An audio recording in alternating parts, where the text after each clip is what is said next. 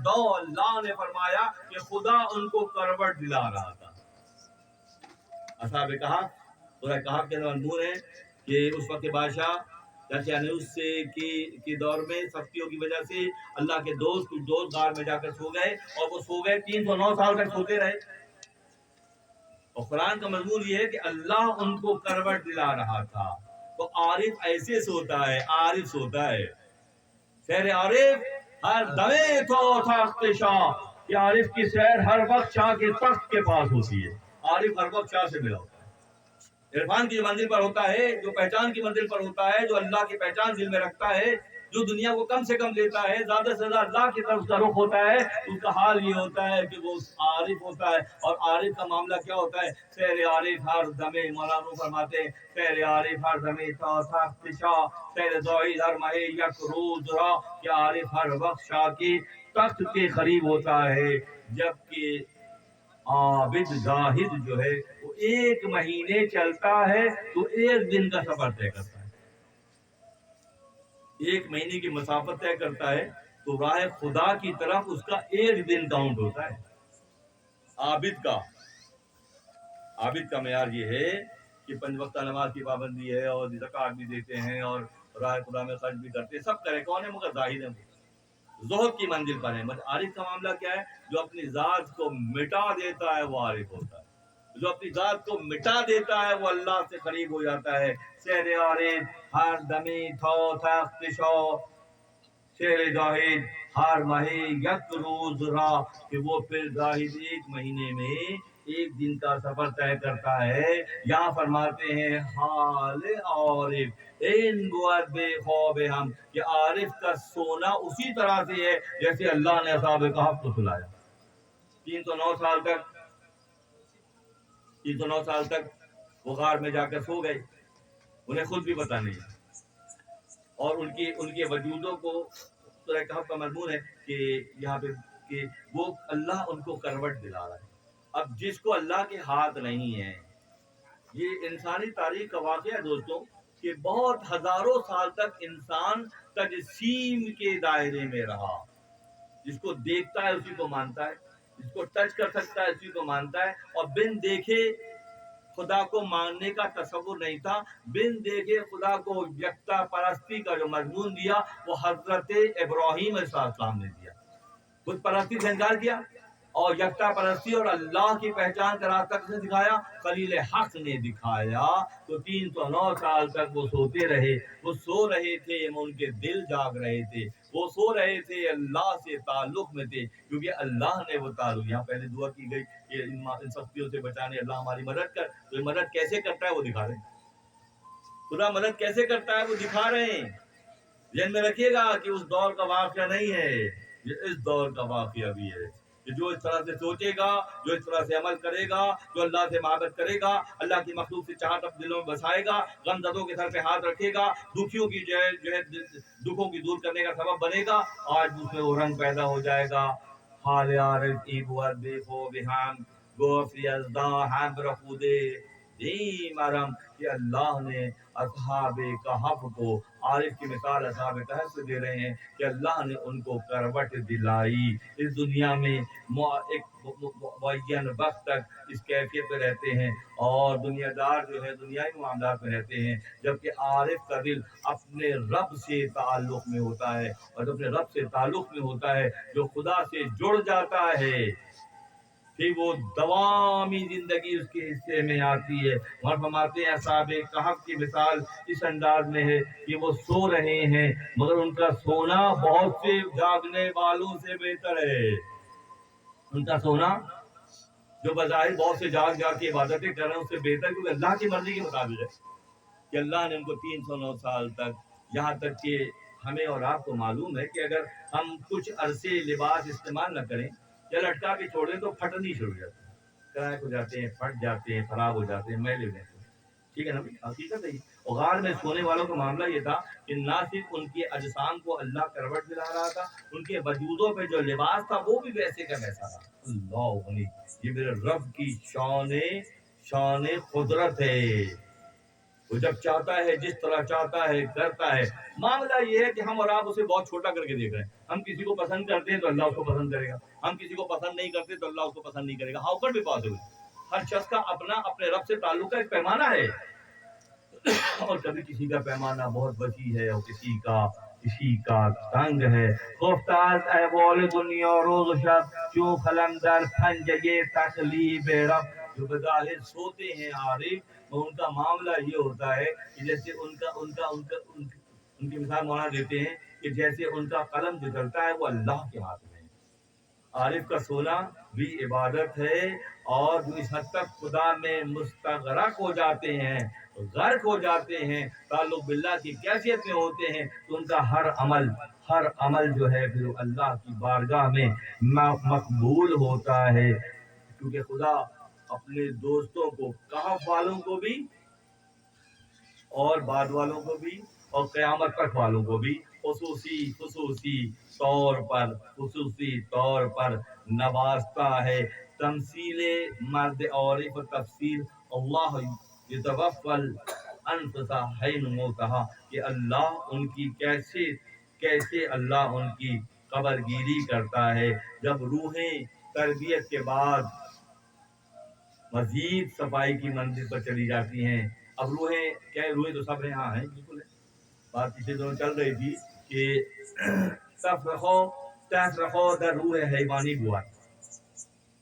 بالکل سمجھ لے اس بات کو کہ جہاں جہاں اختلافی موضوع ہے, جہاں جہاں تفرقہ ہے, جہاں جہاں اختلاف ہے, جہاں جہاں خود پسندی ہے, وہ فرماتے ہیں تفرقہ در روح حیوانی ہوا. غصہ, تکبر, خود پسندی, یہ کیا ہے؟ یہ نیگیٹو پاورز ہیں, اور ان چیزوں کی ذاتی کیا کرے گی؟ تفرقہ پیدا. اور تفرقہ کیا ہوگا؟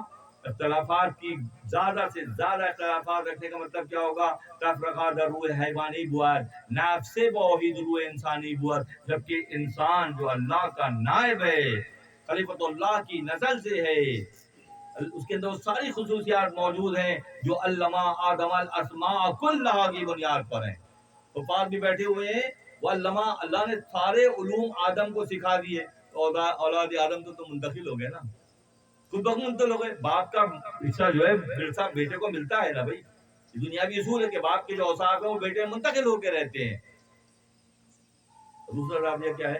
اور فرماتے ہیں, وہ سب بات ہے, فرماتے ہیں کہ ابلیس کا کیا کام ہے؟ حسد ہے. کس سے؟ آدم سے, اولاد آدم سے, انبیاء سے, اولیاء اللہ سے ابلیس حسد کرتا ہے. اب اس دور میں اگر کوئی کسی عالم سے, کسی مبلغ سے, کسی اللہ کے ولی سے, کسی اللہ کے دوست سے حسد کرتا ہے, وہاں فرماتے ہیں کہ کیا ابلیس کا ترکہ, ابلیس کا مال تیرے دروازے تک آ گیا؟ تیرے باپ کا مال, تیرے حصہ تیرے در تک پہنچ گیا؟ جو تیرے باپ نے کیا, ابلیس نے کیا, کہ آدم سے دشمنی کی, اولاد آدم سے دشمنی کر رہا ہے, تو یہ تیرے اندر جو بغض و عداوت و حسد و کبر و تکبر جو ہے, یہ دراصل ابلیس کا ورثہ ہے. جیسے باپ اپنا مال چھوڑ کے مرتا ہے تو بچوں میں تقسیم ہوتا ہے. وہ فرماتے ہیں کہ کیا یہ تیرے اندر حسد کا جو جذبہ ہے, غصے کی جو کیفیت ہے, آتشی جو کیفیت ہے, یہ ابلیس کا مال ہے. کیا وہ تیرے دروازے تک پہنچ گیا کہ تو اسی راستے پر چل رہا ہے؟ اتنی بڑی بات سمجھانے کے بعد میں نہیں سمجھتا کہ کوئی اصلاح کی مزید گنجائش ہے. جہاں جہاں حسد ہے, کبر ہے, غرور ہے, تکبر ہے اور پسندی ہے, اس سے جتنی جلدی خلاصی حاصل کر لی جائے اتنی بہتر ہے. اور جو لوگ تربیت میں ہیں, جو ذرہ جمع کر رہے ہیں, ان کی روشنی جب پیدا ہوتی ہے وہاں فرماتے آسمانوں تک جاتی ہے. پھر ان کی روحیں ان روحوں سے ملنے جیسی, وہ پاک ہوتے ہیں تو پاک فریکوینسی سے رابطہ ہو جاتا ہے. سادہ سی بات ہے, کوئی بڑی بات نہیں ہے کہ وہ اپنے پاکی طہارت حاصل کر لی. اب جہاں جہاں متطہر لوگ ہیں, پاک لوگ ہیں, ان سے آپ کا رابطہ ہو گیا, ورنہ کچھ بھی تو نہیں ہے. یہ کمانا, کھانا, بچے پیدا کرنا, ان کی فکروں میں مصروف رہنا, یہ جو ساری مثالیں ایسی ہیں کہ جسم جو ہے وہ ظاہر داری کی وجہ سے, مگر اسی جسم میں اللہ نے وہ نور رکھا ہے جس کو اگر پروموٹ کیا جائے، جس کی آبیاری کی فکر کی جائے، جس کو بڑھانے کی جستجو کی جائے، تو کوئی وجہ نہیں ہے کہ روح کو طاقت ملے۔ روح کو طاقت کس چیز سے ملتی ہے؟ ابھی ذکر جہری ہوا، اللہ کے صفاتی ناموں کا ذکر ہوا، ہم اپنے نفس کو اس کی خواہشات سے ہٹا کر اللہ کی راہ پہ مصروف کرنے کی جدوجہد کر رہے ہیں۔ یہ ذکر جہری جو ہوا دراصل اس راستے میں روشنی پیدا کرنے کی کیفیت کا نام ہے، اور جو شخص بالکل نیوٹرل ہو جائے اور غور و فکر کرے تو اندازہ ہوگا کہ پچھلے سال 2021 میں کیسا تھا، اور 20 میں کیسا تھا، اور 22 میں کیسا ہوں۔ ایسے لوگ بیٹھے ہیں اس محفل میں جن کا معاملہ یہ ہے کہ وہ جو جب غور کرتے ہیں تو انہیں معلوم ہو جاتا ہے کہ میں الحمدللہ کل سے آج بہتر ہوں، اور آج سے کل بہتر ہونے کی امید ہے۔ از سفیر باز دارم از کشی جمله دار دام در آذر کشی چونکه نور صبحدم بر سر برزند درگس زی گردن و برزند فالق الاصباح اسرافیل را کہ جب تم راتوں کو سو جاتے ہو اور صبح ہوتی ہے تو کون سا جذبہ تمہیں دوبارہ کھڑا کر دیتا ہے؟ کون سا جذبہ ہوتا ہے؟ ہم سوتے ہیں، بے خبر ہو کے سو جاتے ہیں، اور صبح جب اٹھتے ہیں تو بڑا سوال کرتے ہیں کون اٹھنے اٹھاتا ہے؟ وہ فرماتے ہیں کہ یہ اسرافیل کی آواز سور پھونکنے کی طرح سے ہے۔ جیسے اسرافیل سور پھونکیں گے محشر میں تو تمام مردے جو ہے، زندہ جو ہے وہ مر جائیں گے، اور جب دوبارہ پھونکیں گے تو تمام مردے دوبارہ زندہ ہو جائیں گے۔ یہ صبح کے وقت اللہ کی طرف سے یہ علامت آتی ہے، اللہ کی طرف سے یہ علامت آتی ہے کہ تم خود بخود اٹھ کر بیٹھ جاتے ہو، اور تمہارا گھوڑا جو گھاس چرنے کے لیے دور تک چلا جاتا ہے، روح کو کہہ رہے ہیں، جو واپس تمہارے جسموں میں آ جاتی ہے، اور تم دنیاوی مشغولیات میں مصروف ہو جاتے ہو۔ یہ عام لوگوں کی بات ہے، اور جو اس حق کو پہچانتے ہیں، جو اس بات کو سمجھتے ہیں، تو ان کا معاملہ پھر یہ ہوتا ہے کہ وہ اصحاب کہف کی طرح ان کا سونا نہیں ہوتا ہے، بلکہ ان کا سونا رب سے تعلق کی کیفیت کا نام ہے۔ کاش جو اصحاب کہف آروہرا، عجیب و غریب تعبیر دکھا رہے ہیں مولانا، کہ کاش تمہارے دلوں میں جذبہ پیدا ہو جائے کہ تم رات کو سو کے صبح نہ اٹھو، تم اصحاب کہف کی طرح 309 سال تک سوتے رہو، اور جب 309 سال تک تم سو گے تو کتنی برائیاں، کتنی غیبت، کتنے عیب، کتنے جھوٹ جو تم سے صادر نہیں ہوں گے۔ مولانا کا زاویہ کیا ہے کہ خدا اس بات پہ قدرت رکھتا ہے، خدا اس بات پہ قدرت رکھتا ہے جو 309 سال تک سوتے رہے، تم سے کوئی بھی برائی سرزد نہیں ہوئی، نہیں ہوئی نا بھائی۔ فرماتے ہیں کاش چوں اصحاب کہف آرورا، ہماری روحوں کو بھی کاش اصحاب کہف کے انداز کی فکر مل جائے۔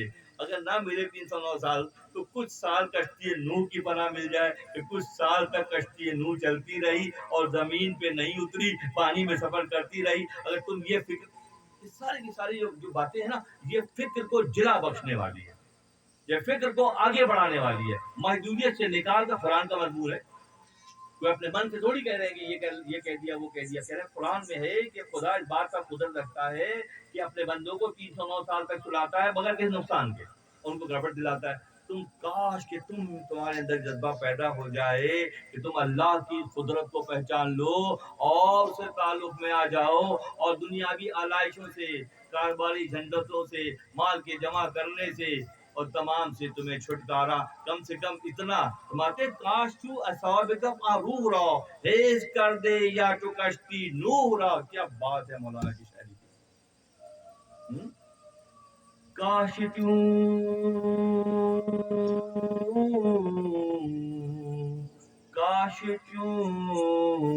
اصحاب کہف آروہ را، کاش چوں اصحاب کہف آروہ را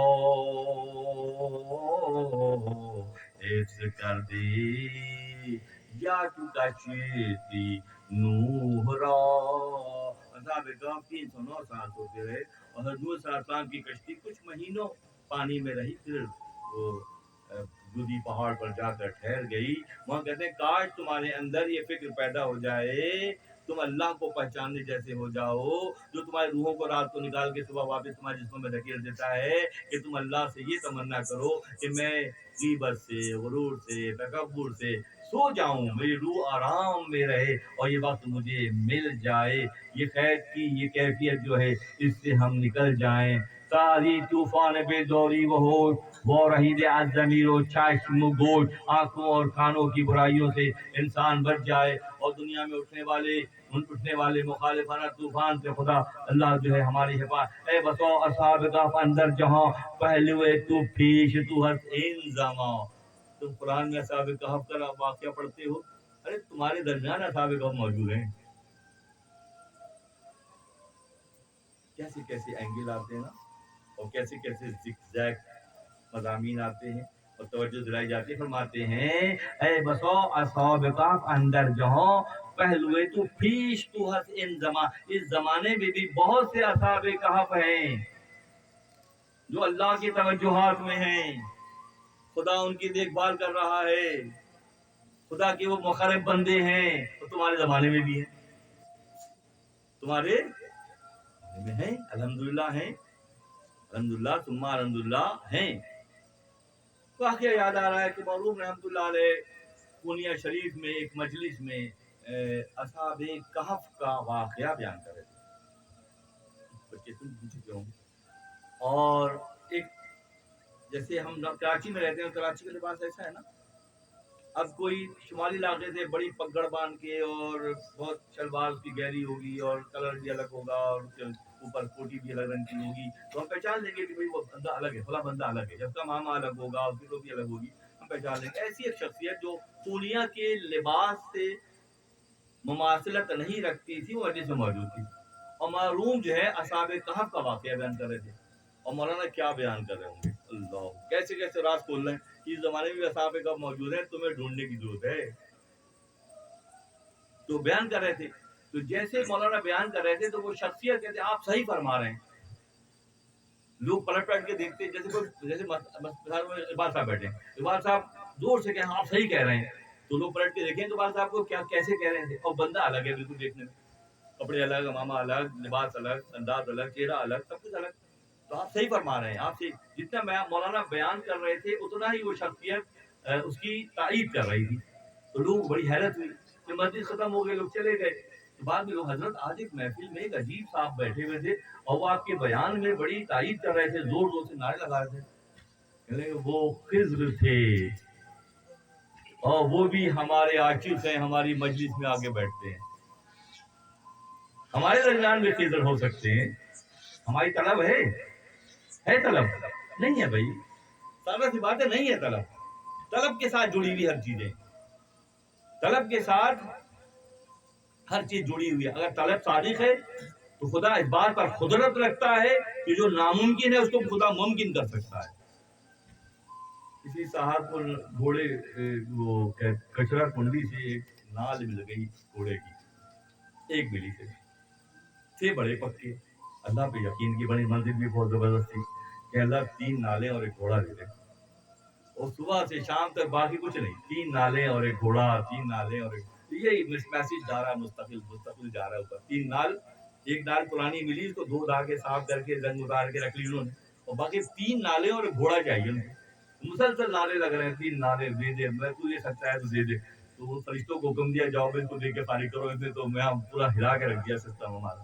تو جن کا یقین پکا ہوتا ہے, جو اللہ پر توکل کرتے ہیں, جو راضی بر رضا رہنا جانتے ہیں, سوکھی میں, گیلی میں, اچھے میں, برے میں, عارف کون ہوتا ہے؟ جو اپنی مرضی کو اللہ کی مرضی کے تابع کر دیتا ہے, وہ عارف ہوتا ہے. جہاں سے بھی سفر شروع کریں, 2 4 5 8 10 20 سال کے اندر اگر وہ منزل آ گئی تو پھر جو منہ سے نکالیں گے پورا, کیونکہ اس نے اپنی مرضی کو ہماری مرضی کے تابع کر دیا ہے. تو 3 نال اور ایک گھوڑا چاہیے, وہ اس کو دے دیا گیا. اے بسا اصحاب کہف اندر جہاں پہلوے تو پیش تو ہس یہ زمان. یہ ممکن ہے دوستوں, ہمیں بہت توجہ مولانا دلاتے ہیں کہ ہر طرف سے ذہن ہٹا کر اللہ کے دوستوں کی پہچان ہو جائے اور ان سے تعلق ہو جائے. ٹھیک ہے, जब वो जो घोड़ों को करते क्या है लोग कि आंखों पे वो बांध देते हैं, साइड पे बांध देते हैं कि घोड़ा भी सीधा चलता है, दाएं बाएं नहीं मुड़ता।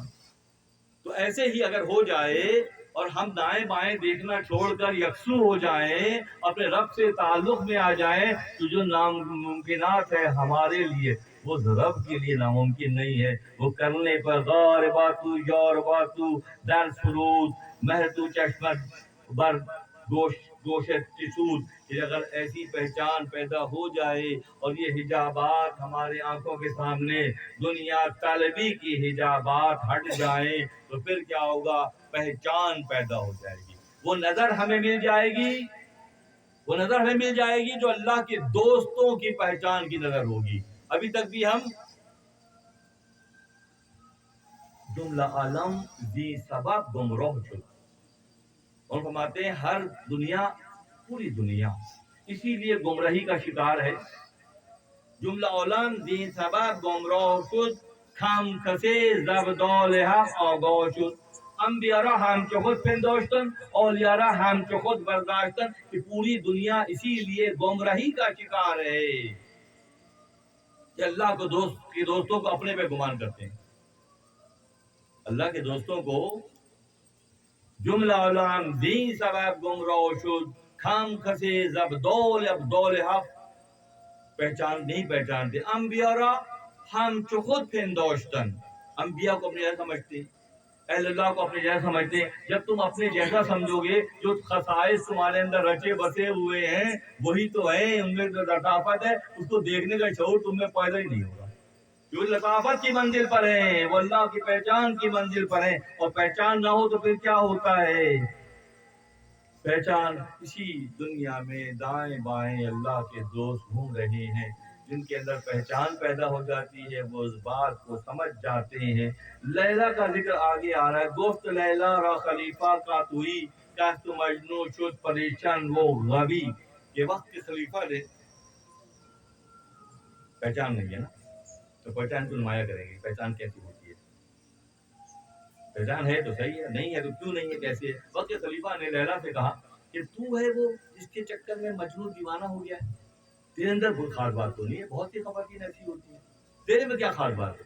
जब किताबों में आया कि लैला बेचारी एक टांग से माजूल भी थी और बहुत बज़ाहिर खूबसूरत नहीं थी, और उसका इंतखाब मजनू का इश्क आलम ये था कि जब लैला का इंतकाल हुआ, मालूम हुआ कि लैला का इंतकाल हो गया है, तो वो सूंघता सूंघता सूंघता सूंघता जाके लैला की कब्र पे खड़ा हो गया। जब लैला का इश्क ऐसा होता है तो मौला का इश्क कैसा होना चाहिए? मौला से ताल्लुक मांगते हैं, ये दे दे, बेटा दे दे, और बेटी दे दे, और फला चीज दे दे, मांग रहे मांग। अरे पहचान तो पैदा करो अपने रब की। जब लैला का इश्क ऐसा है तो मौला का इश्क किस तरह का होना चाहिए? वक्त खलीफा ने लैला से कहा कि तू ऐसी खूबसूरत तो नहीं है ज्यादा, तुझसे ज्यादा हसीन खवातीन मौजूद है, फिर क्या वजह है कि मजनू दीवाना हो गया है तेरा? काश तुम मजनू शुद परेशान हो गवी कि उसको परेशान और पागल तूने कर दिया है। असगर खूबा तो अफजू नेस्ती गोश्त खामोश चू चू न तू मजनू नेस्ती। उसने कहा कि तू बहुत ज्यादा हसीनों से ज्यादा हसीन तो नहीं है। लैला ने जवाब दिया वक्त के खलीफा को, तू खामोश हो जा, तू मजनू नहीं है, तू खामोश हो जा, तू मजनू नहीं है। क्या बात है! मौलाना बात को उठाते कहाँ से हैं और फिर कहाँ पहुंचाते हैं। दी दये मजनू अगर बूदे तुरो, अगर तेरी ये आंख मजनू वाली आंख होती तो जमीन से लेके आसमान तक देखने वाला बन जाता। पहचान की बात चली थी वहां पे, असहाबे कहफ की पहचान की बात चल रही थी। मौलाना उसको कैसा सादा समझा देते हैं, फरमाते हैं दी दये मजनू अगर बूदे तुरो, अगर तुझे मजनू का दीदा आंख मिल जाए, हर दो आलम बेखतर बूदे तुरा कि सारे जहानों से तुझे खतरे से तू महफूज हो जाएगा। किस वजह से? आंख की वजह से। तेरे पास आंख नहीं है, जिस तरह मजनू मुझे देखता है, पहचानता है, वो तेरे पास नहीं है। किसके पास नहीं है? बाखुदी तू लेख मजनू बेखुदार दर तरीके इश्क बेदौरी बुदर। फिर इश्क के रास्ते में जागना जो है ऐब की बात है। इश्क के रास्ते में होशियारी रवा नहीं है। शहर के राह में پاؤں کے کانٹے نکالنے والے، شہر کی راہ میں پاؤں کے کانٹے نکالنے والے، اگر یہ ہوش ہے تو جنوں کامیاب کیا ہوگا؟ اگر یہ ہوش ہے، اس راستے میں ہوش نہیں ہے، یہ عشق کا راستہ ہے، یہ عشق کا راستہ ہے۔ ایک اور واقعہ آ رہا ہے ذہن میں، باقی گنجائش ہے صاحب؟ ویسے کرنی نام سنا آپ لوگوں نے؟ سنا ہے نام؟ کس نے نہیں سنا ویسا؟ ہر عاشق کو اس عاشق کی پہچان ہے، ہر عاشق کو اس عاشق کی پہچان ہے۔ حیات بشری میں نبی صلی اللہ علیہ وسلم سے کبھی نہیں ملے۔ میاں صاحب فلوار رحمۃ اللہ علیہ نے مدینہ منورہ میں یہ واقعہ اس فقیر کو میاں نے سنایا، تنہائی میں بالکل